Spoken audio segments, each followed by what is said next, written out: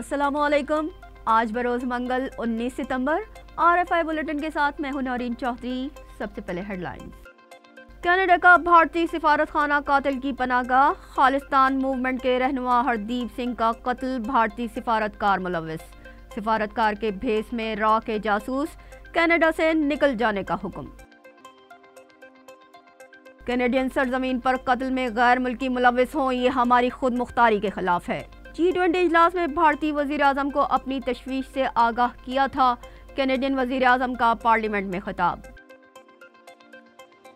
Dollar mafia کے خلاف crack down کرنے کی تیاری. ایکسچینج کمپنی سے ڈیٹا حاصل کر لیا گیا. فہرستیں تیار. حساس ادارے FIA کے ساتھ مل کر کارروائی کریں گے. ترکی نے بھارت مشرقی وسطی تجارتی راہداری کا متبادل پیش کر دیا. عراق ڈیولپمنٹ روڈ انیشیٹو منصوبہ. 17 ارب ڈالر کے منصوبے پر قطر، عرب امارات اور بغداد سے انقرہ کے مذاکرات. وفاقی حکومت کا غیر ملکی سرمایہ کاری اور تجارت کو فروغ. بزنس، انویسٹر اور ورک ویزا پالیسی میں ترمیم کی منظوری. 100 سے زائد ممالک کے لیے پاکستانی ویزا میں نرمی کا فیصلہ. امریکہ اور ایران کے درمیان قطر کی ثالثی میں طے پانے والے قیدیوں کے تبادلے. معاہدے کے تحت امریکہ اور ایران نے 5 قیدیوں کو رہا کر دیا. ہیڈ لائنز آپ نے ملاحظہ کی. چلتے ہیں خبروں کی تفصیلات کی جانب.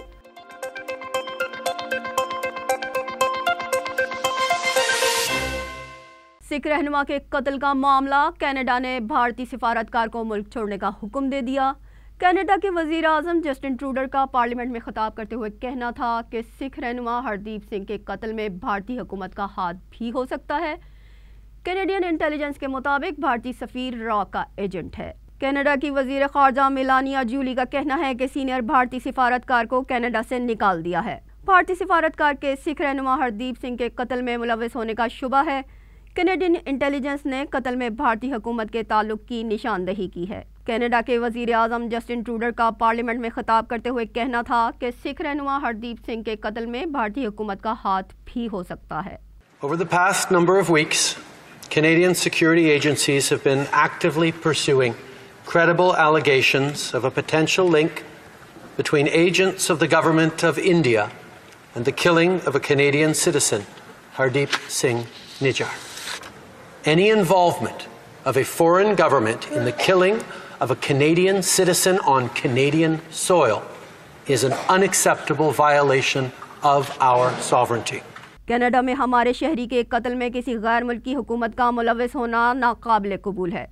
G20 اجلاس میں بھارتی وزیر اعظم مودی کے ساتھ سکھ رہنما ہردیپ سنگھ کے قتل کا معاملہ اٹھایا تھا. کینیڈا کے خفیہ ایجنسی کے چیف سیمن نوئل، جنہوں نے حال ہی میں بھارت کا دورہ کیا ہے، ان کا کہنا ہے کہ ہردیپ سنگھ قتل کیس کی تفصیلات بھارت سے شیئر کی گئی ہیں. انہوں نے بھارتی حکومت سے خدشے کا اظہار کرتے ہوئے کہا کہ بھارت کا عدم تعاون دونوں ملکوں کی خارجہ پالیسی پر اثر انداز ہو سکتا ہے. کینیڈا کے وزیر اعظم جسٹن ٹروڈو نے بھی بھارتی حکومت سے یہی مطالبہ کیا ہے کہ وہ اس تحقیقات میں مکمل تعاون کریں تاکہ دونوں ممالک کے تعلقات پر خوشگوار اثر پڑے، نہ کہ دونوں ممالک کے تعلقات خرابی کی طرف چلے جائیں. جبکہ بھارت کی طرف سے اس الزام کی تردید کی جا رہی ہے اور اس قتل کی تحقیقات میں بھی بھرپور تعاون کی یقین دہانی کرائی جا رہی ہے. خالستان تحریک کے رہنما ہردیپ سنگھ کو 18 جون کو گردوارہ کے باہر قتل کیا گیا تھا. نگراں حکومت کے اقدامات سے روپے کی قدر بہتر ہونے لگی.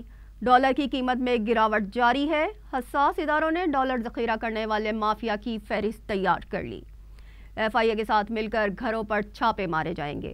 ذرائع کے مطابق حساس اداروں نے ایکسچینج کمپنی سے ذخیرہ اندوزوں کا ڈیٹا اکٹھا کر لیا، جس کے مطابق ایسے افراد کی تعداد ہزاروں میں ہے جنہوں نے غیر ضروری طور پر ڈالر ذخیرہ کر رکھے ہیں. حساس ادارے FIA کے ساتھ مل کر کارروائی کرنے کی تیاری کر رہے ہیں.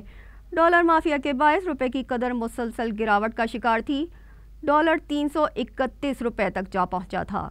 حکومت کے اقدامات کے بعد ڈالر کی قیمت 296 روپے پر آ گئی ہے. حساس اداروں کی ممکنہ کارروائی کے بعد قیمت میں مزید کمی آنے کا امکان ہے. ترکی نے بھارت مشرق وسطی تجارتی راہداری منصوبے کا متبادل پیش کر دیا. سڑک اور ریلوے ٹریک کی 1200 کلومیٹر طویل راہداری پر 17 ارب ڈالر کا تخمینہ ہے. ترکی کے صدر رجب طیب ایردوان نے G20 اجلاس میں کہا کہ ترکی کے بغیر کوئی راہداری نہیں ہو سکتی. مشرق سے مغرب تک تجارت کے لیے موزوں راستہ ترکیہ سے گزرنا چاہیے۔ بھارت مشرق وسطی راہداری سے بہتر اور متبادل ہمارے پاس موجود ہے۔ عراق ڈیولپمنٹ روڈ انیشیٹو کے نام سے متبادل منصوبہ پیش کر رہے ہیں۔ 1200 کلومیٹر راہداری سے عراق اور عرب امارات بذریعہ تیز رفتار ریلوے ٹریک اور سڑک سے جڑ جائیں گے، جس پر 17 ارب ڈالر کی لاگت کا تخمینہ لگایا گیا ہے۔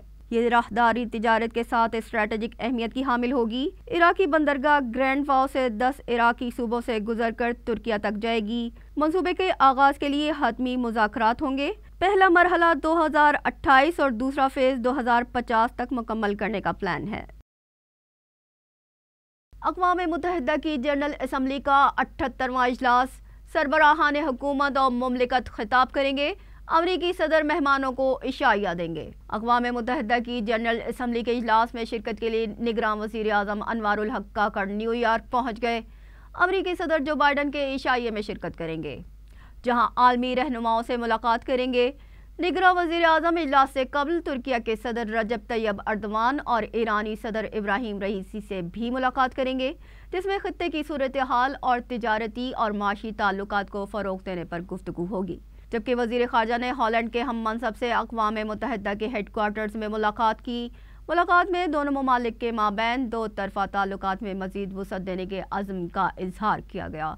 جلیل عباس جیلانی نے اقوام متحدہ کے تہذیبی اتحاد کے نمائندہ نبوی مہرا سے بھی ملاقات کی۔ دونوں رہنماؤں نے مذہبی ہم آہنگی، مذہبی عقائد، بین المذاہب مکالمے پر گفتگو کی۔ نگراں وزیر خارجہ نے کہا کہ عالمی سطح پر مذہبی عدم برداشت اور اسلاموفوبیا میں اضافہ ہو رہا ہے۔ شدت پسندی اور اسلاموفوبیا کا زیادہ شدت سے اظہار بھارت میں ہے۔ اقوام متحدہ اسلاموفوبیا، تعصب، مذہب اور عقیدے کی بنیاد پر امتیازی سلوک روکے۔ وفاقی حکومت کا غیر ملکی سرمایہ کاری اور تجارت کو فروغ دینے کے لیے بڑا فیصلہ۔ وفاقی کابینہ نے بزنس، انویسٹرز اور ورک ویزا پالیسی میں ترمیم کی منظوری دے دی۔ کابینہ نے 103 ملکوں کے لیے ویزا پالیسی میں ترمیم کی منظوری سرکولیشن سمری سے کر دی۔ SIFC کی سفارش پر ویزا پالیسی میں ترامیم کی گئی ہیں۔ SIFC کی سفارش پر پاکستان کی جانب سے 6 ماہ کے لیے بزنس ویزا فوری جاری ہوگا۔ پاکستانی مشن 5 سال کے لیے بزنس ویزا 24 گھنٹے میں جاری کرنے کے پابند ہوں گے۔ پاکستان پر IMF بیل آؤٹ پیکج کے حصول کے بدلے یوکرین کو ہتھیاروں کی فروخت کا الزام۔ ترجمان وزارت خارجہ نے غیر ملکی ادارے کی خبر کو بے بنیاد اور من گھڑت قرار دے دیا۔ دفتر خارجہ کی ترجمان ممتاز زہرا بلوچ کا کہنا ہے کہ پاکستان روس اور یوکرین جنگ میں انتہائی غیر جانبداری کی پالیسی پر کاربند ہے۔ دی انٹرسیپٹ کی جانب سے شائع ہونے والی رپورٹ میں دعویٰ کیا گیا ہے کہ ان ہتھیاروں کی فروخت کا مقصد یوکرین کی فوج کو سپلائی کرنا تھا، اس لیے پاکستان کو روس اور یوکرین کے تنازع میں فریق بننے پر مجبور کیا گیا۔ دفتر خارجہ کی جانب سے خبروں کو بے بنیاد اور من گھڑت قرار دیتے ہوئے کہنا تھا کہ پاکستان کسی بھی مرحلے پر کسی کو کوئی اسلحہ، گولہ بارود فراہم نہیں کر رہا۔ پاکستان کی دفاعی برآمدات ہمیشہ صارف کی انتہائی ضروریات کے ساتھ منسلک ہوتی ہیں۔ ترجمان کے مطابق پاکستان کی stand by arrangement per IMF سے کامیاب بات چیت ہوئی ہے۔ پاکستان کے لیے معاشی اصلاحات کے نفاذ کا IMF اہم پروگرام ہے۔ پاکستان اور IMF مذاکرات کو کوئی اور رنگ دینا انتہائی گمراہ کن ہے۔ یہاں وقت ہوا ہے بریک کا، بریک کے بعد دوبارہ حاضر ہوتے ہیں۔